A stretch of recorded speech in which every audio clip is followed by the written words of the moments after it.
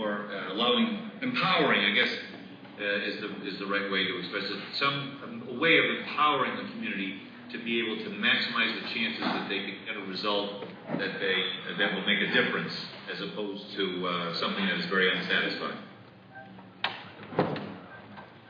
So what is the easiest way to form a QSF for a community like this? Well, I think the first order of business, and the trust concept is really just trying to give legal reality to a fundamental decision that needs to be made. When these things happen, a lot of people who weren't really connected to each other, they've been part of a community, but it wasn't a community in a sense of people working together for a common end. They were off on their busy lives, as we all are. Then something happens, and everybody gets you. We've lost you for a minute, Jim. We're buffering. Victimized, but there's a whole bunch of other people in their neighborhoods, that has been affected as well. And so the first order of business is whether the community gets it, whether they understand that this affected them all and that they all have to work together as opposed to go figure out separately how to deal with it. The trust is really just, did I lose the sound? No, we're still on. Okay. The trust would be the legal recognition of that fundamental decision. Now, the trust is not necessary, of course, for a community to decide to come together and form a citizens group or a group of people who are, coming together in a common strategy.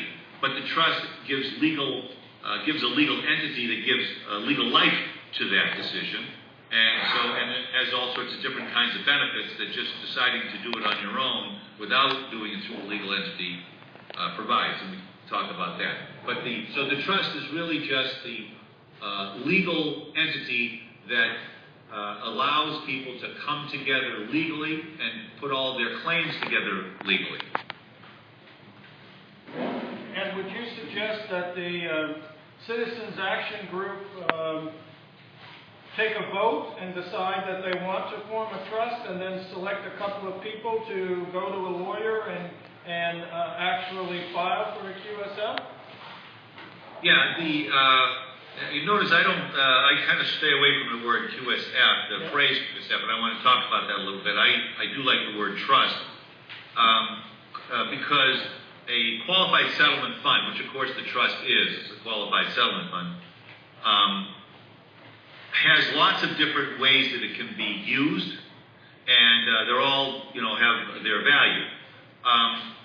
Right now, when a lawyer represents a client and gets a recovery, they have their trust account, usually called an IOTA account, and that's where the money goes, and the lawyer has control over it.